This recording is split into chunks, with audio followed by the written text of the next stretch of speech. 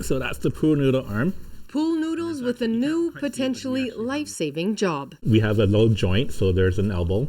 Called into service to help train people in first aid with classroom partners no longer allowed and training groups unable to afford more full-body mannequins. It's not going to look pretty, it's not going to look like super real life, but it's going to get the job done. Objective is going to be met.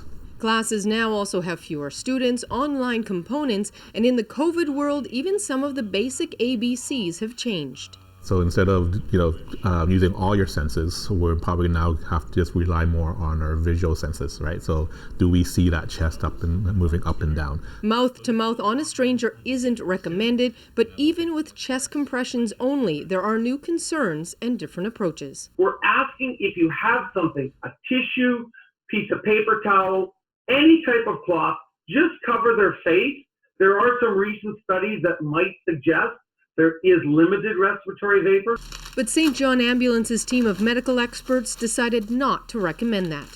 We felt it would be a detriment to the recovery of the casualty, right? If they are, starting to breathe on their own, or if they are gasping, the extra barrier between them and the air is not healthy for their recovery.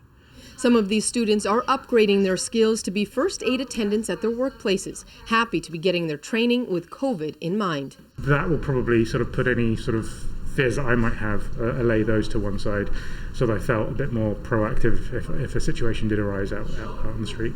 From the page 26. And experts say employers need to make sure those designated at work to administer first aid review updated guidelines and in BC, for example, meet new requirements for additional PPE in first aid kits. But whatever the situation, first aid groups say at the very least, call 911. If it was you, you would hope somebody would help you to do that. So please at least do something for them. So this patient... Keeping in mind the safety of the person trying to help comes first. Susanna Da Silva, CBC News, Vancouver.